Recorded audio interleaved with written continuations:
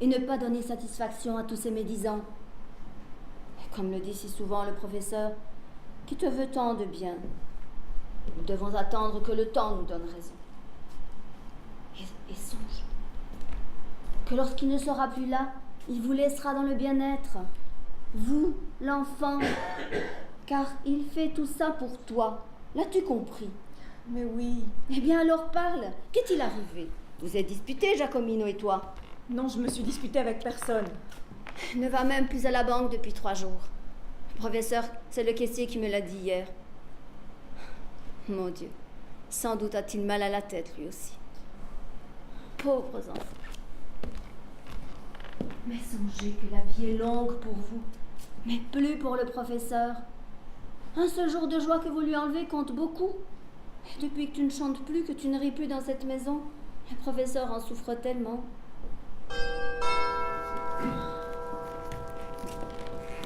Rosa, Oui, professeur. va accueillir la famille de Lily. Bien.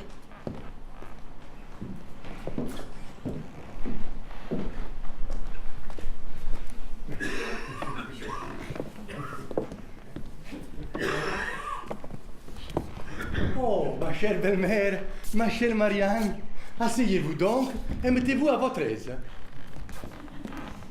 Ce n'est pas l'endroit ici pour se mettre à l'aise. Au moins, relevez votre voilette. Non, nous ne relevons rien. Pourquoi? Qu'est-ce que j'ai dit? Ici, c'est la maison de votre fille. Considérez cette maison comme la vôtre. Viens, Marianne, allons-nous-en. Allez, qu'est-ce que j'ai dit? Asseyez-vous et causons. Causez. Vous voulez causer? D'accord. Mais d'abord, vous allez écouter le petit discours que nous vous avons préparé. À toi, Concetta, commence. Écoutons ce petit discours. Mais pour l'amour du ciel, dépêchez-vous, hein? Voilà. Moi aussi bien que ma sœur aussi bien que moi, voilà. Très bien, continuez. Pour être précise, car nous sommes des femmes honorables, nous deux. Vous savez bien que nous sommes venus dans cette maison qu'une seule fois, le jour du mariage. Et Dieu seul sait ce que nous avons souffert. Souffert? Vous? Mais quand? Pourquoi? Mais enfin, professeur, vous ne savez donc pas que tout le monde nous reluque lorsque nous traversons le village. Les gens se mettent aux portes, aux fenêtres pour nous regarder passer. Bon, on vous regarde et après? Assez, Marianne, laisse-moi parler. Je précise ceci, Madame Cinquemani. Je vous ai dit, oui ou non, je ne sais pas combien de fois à l'école, de venir ici voir votre fille. Oui, vous me l'avez dit. Voilà. Et vous voulez savoir qui nous l'a interdit? Attends, Marianne, c'est moi qui vais lui répondre. Puisque vous me parlez de l'école, il faut que vous sachiez que devant vos collègues et les élèves, je ne vous salue que par simple devoir social. Car moi seule, et peut-être monsieur le directeur, savons toutes les saletés à votre égard et à celui de ma fille qu'il me faut effacer sur les murs. Des choses à vous faire baisser les yeux de honte, visage contre tête. Vous voulez savoir qui nous a interdit de venir? Vous êtes la honte du village. Et le village a raison. Et toutes les deux, ma sœur et moi, sachez-le, nous sommes avec le village. Parce que nous sommes des femmes qui respectons les autres. Oui, nous sommes des femmes honorables, nous. Assez, assez! Vous voulez savoir ce que vous êtes? Vous êtes deux ânesses! Mais veuillez parler avec respect à votre belle-mère, s'il vous plaît. Taisez-vous, ma belle-mère! Vous savez comment et pourquoi j'ai pris votre fille? Mais vous l'avez prise parce que vous vouliez la prendre. Oui, et avec tout mon cœur. Ce n'est pas pour nous que vous l'avez prise. Pour nous, vous auriez pu la laisser là où elle était. Ça aurait été beaucoup plus simple. Au moins, ça aurait été une honte cachée et pas une honte publique comme vous l'avez rendue. Mais vous ne savez donc pas que nous ne pouvons plus traverser le village sans que tout le monde se moque de nous? Si vous croyez que c'est fini, que je suis soulagée, eh bien, vous vous trompez. Il faut que vous sachiez que c'est à lui, à un sagouin comme lui, à un voleur de l'honneur de ma famille, famille que vous avez couverte de ridicule de la tête aux pieds, c'est à lui que vous deviez donner ce poste de confiance à la banque. C'est lui qui devait veiller sur vos intérêts. J'ai compris. Voilà toute votre indignation. Ah ben non, ça n'est qu'un complément. Il ne vous suffisait pas de lui avoir permis, au grand scandale de tout le village, de continuer à venir ici? Et vous auriez voulu que nous venions avec lui, n'est-ce pas? Tais-toi, Marianne. Cela ne suffisait pas, n'est-ce pas? Il fallait en plus l'instituer gardien de vos intérêts. Qu'avait-elle besoin d'un tuteur de ce genre, ma fille? Avec cette pension que vous lui laissez et cette nouvelle fortune tombée du ciel, ma fille ne pouvait-elle pas rester libre, maîtresse d'elle-même, avec son enfant sous la garde de sa tante ou celle de sa mère, sans tout ce scandale? Bravo! Belle mentalité, Madame Cinquemani. Si cette fortune tombée du ciel était arrivée plus tôt, toutes les jeunes filles du village, et même vous, auraient voulu venir vivre avec moi, se marier avec moi. Elle aurait attendu impatiemment ma mort pour faire après ce qu'elle voulait. Mais cette fortune est arrivée maintenant et ce qui est fait est fait. Allons au fait. Vous savez pourquoi nous sommes venus? Nous sommes venus parce qu'avec l'aide de Dieu, il semble que tout soit fini désormais. Fini? Oui, Comment fini? c'est tout le village qui le dit. J'ignore quelque chose. Qu'est-ce qu'on dit dans le village? Et c'est pour ça que cette pauvre fille, elle pleure depuis 3 jours. Et vous, arrêtez de faire le signe de la croix. Je suis encore ici, bon Dieu, et bien vivant. Heureusement qu'il y a aussi les saints prêtres, les très saints prêtres. Les prêtres? Oui, vous n'ignorez pas que sa sœur... La sœur de Giacomino. Justement, mademoiselle de Lisi, elle a remué tout le clergé. Et je vous annonce que Père Landolina sera bientôt chez vous. Père Landolina, ici. Oui, et il est venu hier soir chez nous, croyant que j'étais d'accord avec vous. Mais quand il a su que c'était tout le contraire... Donc, Père Landolina, ici, il va me parler. Bon. Si Père Landolina veut discuter avec moi, nous discuterons. En attendant, vous ayez la bonté d'aller chez votre fille à côté. Allez, vite, allez. Et vous, Marianne, venez avec moi, je dois vous parler. Mais je ne veux plus la voir, je ne veux pas lui parler. Madame Cinquemani, ne faites pas d'histoire. Allez voir votre fille et essayez avec gentillesse de vous faire dire ce qu'il y a eu entre elle et Giacomino. Non, mais vous êtes folle. Pour qui me prenez-vous? Vous croyez que je vais parler de ces choses avec ma fille? Je vous prends pour ce que vous devez rester, une bonne mère. Allons, l'affaire est grave. Entrez, je vous en prie, dépêchez-vous. J'entre, mais je ne lui parle pas, je vous préviens. Si elle parle la première... Ça ira, quand elle vous verra, elle se jettera dans vos bras et vous dira tout. Marianne, et vous me ferez aussi un autre plaisir. Je vous récompenserai, bien entendu. Oh, je ne l'entends pas de cette oreille. Je suis une fonctionnaire de l'État, moi. Petite, humble, mais fonctionnaire quand même. Et je ne l'ai pas encore oublié. Oui, mais écoutez ce que je dois vous dire. D'accord, parlez. Écoutez, vous allez sur la place et allez jusqu'à la banque. D'accord, et après? Et après quoi? Qu'est-ce que je dois faire après, professeur? Vous ne me le dites pas? Mais rien. Voir seulement si Giacomino de Lisi, il est là. Giacomino de Lisi? De Lisi? Enfin, professeur, où sont vos idées? Si je vois ce rebut de galère... Vous faites quoi, Marianne? Allez, faites comme les lapins. Filez. Allez. Mais vous ne le verrez pas. Depuis 3 jours, il ne va pas travailler. Vous devez parler avec le caissier. Si c'est avec le caissier, d'accord. Mais si je le vois, lui... Demandez au caissier s'il y a de nouveau. Oui, mais si je le vois, lui... Vous faites quoi? Faites comme les lapins. Filez. Allez. C'est peut-être lui, je ne peux pas le voir. C'est le père Landolina, il souhaite parler à monsieur. Faites entrer.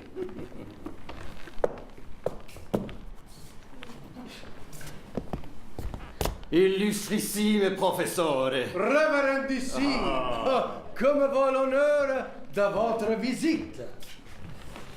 Eh bien voilà. Si vous me permettez, j'aurais besoin de toute votre bonté universellement connue. Non seulement pour ce que je viens vous demander et qui est juste, mais également pour moi, humble serviteur de Dieu, afin de trouver le courage de vous parler d'une affaire délicate à l'extrême. Je vous écoute. Oh, dans les limites de la discrétion, bien entendu. Il s'agit d'un cas de conscience. De votre conscience ou de la conscience des autres? Non, de la conscience d'une pauvre âme qui, je ne sais si a tort ou a raison, et je ne veux pas le savoir. Vous non plus. Pardon? Rien. Continuez. Je disais, je ne sais si a tort ou a raison, chagriné par les racontars qui courent sur le dos de son jeune frère. J'ai compris. Vous venez au nom de la sœur de Giacomino Delisi. C'est vous qui avez prononcé son nom, professeur. Vous, pas moi. Oui. Écoutez, mon père. Je précise ceci. Si vous voulez parler de cela, c'est à une condition. Pas de langue de bois. Professeur, Dieu m'en garde. Voilà, c'est ainsi qu'on parle avec moi, car moi, je n'ai rien caché. C'est clair. Un peu de respect envers mon sacerdoce, professeur. C'est un secret de confession? Non. Il s'agit du chagrin d'une pauvre pénitente qui cherche aide et réconfort auprès de son confesseur. Et vous venez tout droit chez moi. Il y a une raison à cela, professeur, si vous voulez bien m'écouter. Je vous en prie, continuez. Bon, je parlerai aussi clair que vous le souhaitez. Mademoiselle Delisi, plus âgée que son frère, comme vous le savez certainement, elle a élevé son jeune frère comme une mère depuis sa plus tendre enfance, leur mère étant morte très jeune. Et grâce à Dieu, elle l'a vu grandir en toute bonté et en toute sagesse. Abrégé, mon père, abrégé. Je connais Giacomino Delisi mieux que vous, et même mieux que sa sœur. Écoutez, je suis touché par toutes les qualités que vous voulez bien reconnaître à Giacomino et dont le mérite revient à sa sœur qui a su lui donner une excellente éducation chrétienne. Que c'est beau de se consumer comme une chandelle bénie. Brûler, briller. Pardon? C'est la devise de Mademoiselle Delisi. Je ne comprends pas. Aimable et suave créature. Je reconnais qu'elle a fort bien élevé son frère. Eh bien alors, professeur, comment se fait-il que tant de racontars courent sur le dos de ce jeune homme si bien élevé? Ah, pour moi, il est clair que la raison est qu'il fréquente assidûment votre maison et que votre femme, vénérée, aussi jeune que lui, fasse que la malignité du village... J'ai compris. Vous venez au nom de la sœur de Giacomino Delisi qui veut que son frère Giacomino ne mette plus les pieds dans ma maison. C'est bien ça? Non, professeur, pas tout à fait. Et quoi d'autre? Je vous ai parlé du chagrin de cette pauvre sœur qui ne font pas, pour ces racontars, qui ne font pas du mal simplement au jeune homme, mais également à elle-même. Abrégé, mon père, abrégé. Je comprends que vous soyez au-dessus de ces mesquineries, mais cette pauvre sœur, cette femme que nous devrions considérer comme une mère, eh bien, elle pleure, elle souffre, elle cherche aide et réconfort. Enfin, c'est une femme. Elle serait sur une mauvaise pente. Elle aussi. Une mauvaise pente. Rien, c'est une métaphore. Mais continuez, mon père, continuez. Eh bien voilà, elle m'envoie chez vous afin de vous supplier d'avoir la bonté de lui écrire un petit certificat affirmant que tous ces racontars n'ont et n'auront jamais le moindre fondement de vérité. Et c'est tout? Oui, professeur, c'est tout. Un petit certificat disant que Giacomino, Lilina et l'enfant, c'est faux, et que moi et Lilina, c'est vrai. Vous pouvez partir, mon père. Je le fais dans la journée et je l'envoie. Oh, je suis touché par toutes vos bonnes grâces. Ce petit certificat, vous me le donneriez maintenant, je lui envoie tout de suite. Oh, désolé, maintenant je n'ai pas le temps. Mais je le fais dans la journée, comme je vous ai dit. Et c'est à moi que vous l'enverrez. Ah non, pourquoi vous? Directement à sa sœur. Je vous salue, professeur. Attendez, mon père. Vous savez que ce jeune homme, ce brave jeune homme, sans profession, timide, a trouvé une place à la banque grâce à moi. Comment ne le saurais-je pas, professeur? Je le sais bien. Et je vous prie de croire que sa sœur vous en est très reconnaissante. Je suis très touché de cette reconnaissance. Rosa, Oui, professeur.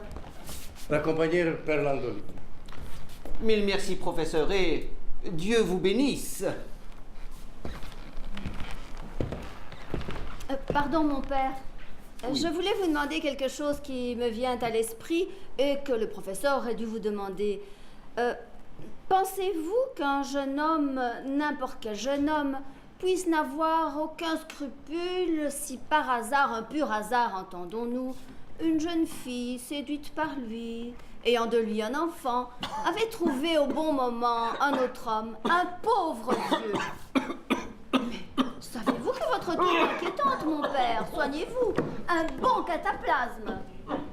C'est inutile, vous savez. Elle ne veut pas me parler. Qu'est-ce qui se passe? Tu me le demandes? On se croirait dans une maison de fous ici. Et toi, d'où viens-tu? Mais de la banque sur la place, là. Et Lilina? Ben rien, elle ne veut pas me parler. Je vais te dire quelque chose, Conchetta. Allons-nous-en. Attends un peu, je crois qu'il nous paraît imprudent de nous en aller si tôt. Voilà mon petit coucou qui va aller chez Jamy.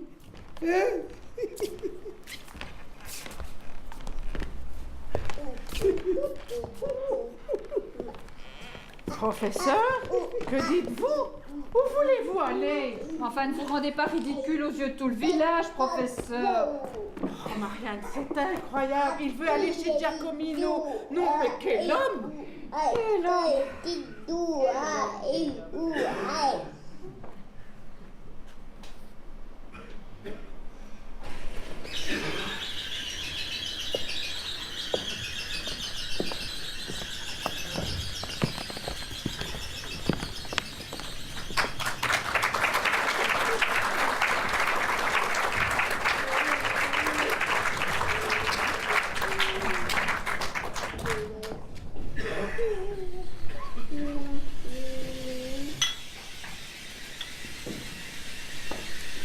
Ah, ça ne pouvait se passer mieux.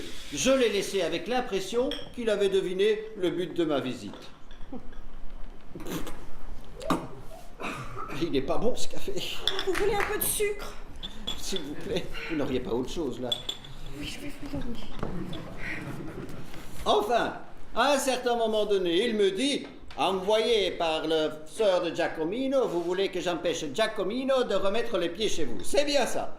Et moi, calmement, je lui ai dit, non, professeur, pas tout à fait. J'imagine sa réaction. Il était scié. Il n'en revenait pas. Il pensait que le plus important était d'empêcher Giacomino de remettre les pieds chez lui. Quelle ne fut pas sa surprise quand il a compris que c'était déjà tout décidé et que nous ne reviendrions pas sur la décision. Oui, je comprends. Il aurait cependant mieux valu que cette fameuse attestation eût été écrite sous vos yeux. Je le lui ai demandé. Il m'a dit qu'il n'avait pas le temps. Oh, insister à ce moment-là n'aurait pas été très prudent. Ah, il fallait dire la chose. Savoir la dire. Et puis la laisser, en donnant l'impression que ça n'avait pas beaucoup d'importance pratique, mais morale. Certainement un petit réconfort puéril pour vous. Oui, c'est en effet un petit peu puéril. Mais vous savez très bien que ce n'est pas pour moi, c'est pour la jeune fille qu'il fallait cette attestation. Oh, j'ai bien peur maintenant qu'il réfléchisse et qu'il ne me l'écrive plus. Oh, non, non, non, je ne le crois pas. Il me l'a assuré. Et puisque pour lui ça n'a pas d'importance, il l'écrira. Ne serait-ce pour le plaisir de nous avoir avec un rien. En tout cas, c'est toujours ça de prix. Il ne remettra plus les pieds chez nous. Mademoiselle, mademoiselle, c'est le professeur, Sœur, Ici? mon Dieu! J'entends sonner. J'ouvre. Par bonheur, j'avais l'idée de regarder par les Judas. C'est Louis avec l'enfant. Avec l'enfant, aussi l'enfant. Mon Dieu, mon Dieu, mon Dieu, ça dépasse toutes les bornes! Mais vous comprenez, mon père, il ne discute même plus sur le fait que Giacomino est chez lui. Le voilà qui s'amène ici chez Giacomino. Et je fais quoi? Et je dis quoi? Empêchez-le d'entrer. Dites-lui que Giacomino n'est pas à la maison. Très bien, dites-lui ça. Et sans ouvrir la porte en regardant par le Judas. Voyez, mon père, vous qui me disiez tout à l'heure. Je n'en reviens pas du toupet de cet homme. Mon Dieu, mais comment faire? Écoutez, je pense qu'il faut tenir bon. Ne pas transiger. Il m'avait pourtant assuré que je pouvais compter sur lui. Je ne comprends pas. Il m'a demandé d'être clair, et moi, par la grâce de Dieu, j'ai été clair. Il m'a congédié avec l'assurance que je pouvais compter sur lui. Ah oui, et le voici ici avec l'enfant, envoyé par sa femme certainement. Écoutez, je pense qu'il vaut mieux, étant donné l'homme qu'il est, l'affronter énergiquement plutôt que de se cacher. Mais qui va l'affronter? Moi? Vous? Moi, je ne pense pas que ce soit indiqué. Ça n'est pas pour me retirer des difficultés. Mais il me semble que quelqu'un de la famille, comme vous par exemple, ou Giacomino. Mais non, mais pas Giacomino. Oh, je ne dis pas maintenant, tout de suite, parce que Giacomino n'est pas au courant, mais si Giacomino avait le courage de l'affronter, de lui dire que tout est fini et qu'il ne reviendra plus ici. Ah, notre bonne Philomène. Il est parti? Ah non, il ne veut pas partir. Mais vous l'avez pas dit que Giacomino n'était pas à la maison? Je lui ai dit, redis 100 fois. Et lui? Oui, ouvrez-moi, je l'attendrai. Moi, la porte est fermée et je n'ai pas la clé. Alors, vous savez ce qu'il a fait? Il s'est assis sur la marge de l'escalier et m'a dit, alors j'attendrai ici. Il ne partira pas, même pas à coup de bâton. En plus, il a juré de venir par le jardin. Écoutez, mademoiselle, recevez. Que je le reçoive? Oui, recevez-le. Essayez de garder tout votre calme. Écoutez, vous, Philomène, allez lui ouvrir. Moi, pendant ce temps, je me retire ici à côté, avec votre permission. Oui, c'est ça. Vous allez chez Giacomino dans sa chambre. Très bien. Mais vous, de la patience et du courage.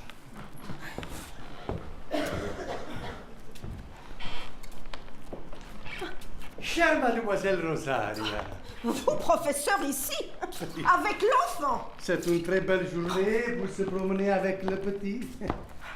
Vous savez, les enfants, c'est comme les oiseaux.